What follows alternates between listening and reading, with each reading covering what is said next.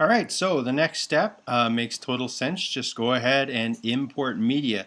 I've showed you before, I'll show you again. The easiest way to import media is to double click in your project panel.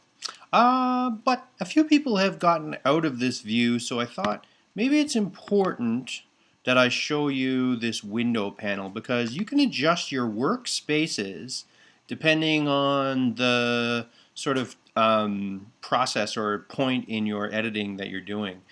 Some people, when they're starting out their project, like to work in this assembly panel. You get a little more real estate on the program, the timeline, and most importantly the project. Of course, as most of you have seen, you can also move these around. You can also go full screen on one of these screens with the tilde key, which is the little squiggle one underneath the escape key.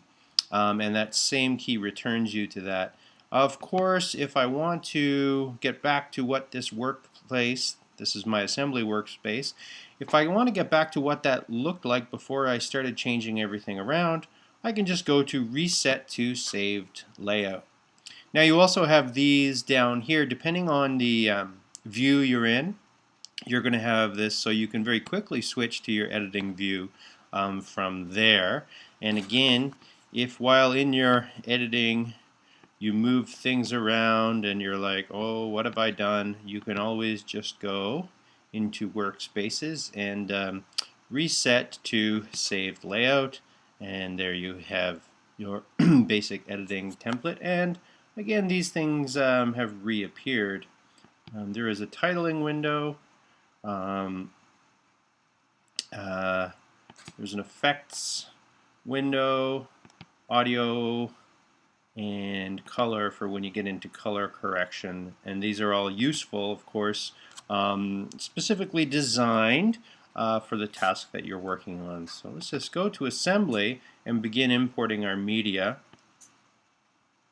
And of course, to import media, I just double click in my project panel and I locate the files that I wish to import. Here we have the A roll. I'll bring that in.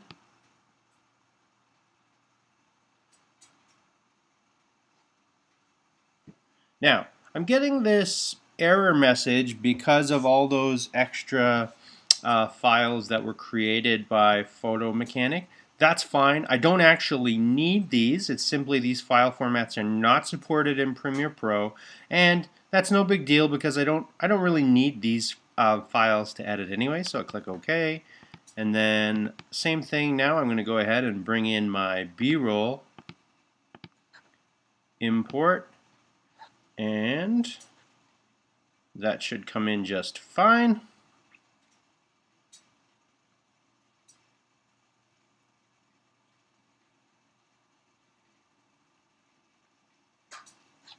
And I don't need these things, I hope. And now let me just open that up and see what I got in here. So you've got the song, which we will synchronize.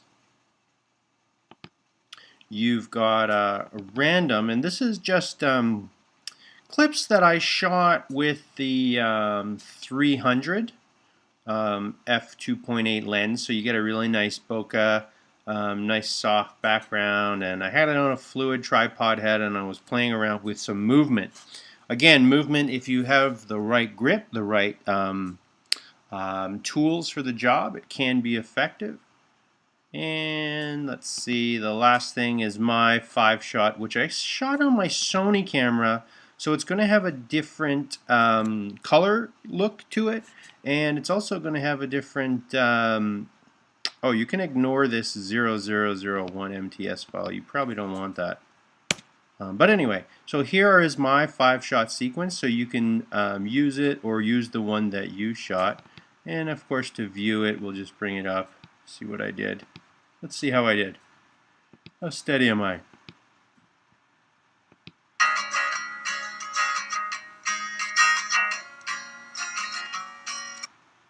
Right. Not too bad. My focus point is here. I would have preferred my focus to be here. So there you go. There's a slight miss, but it's a usable shot, I think. And we have the strumming. And that'll do. Okay, so we've imported our files and now we're ready to begin editing them.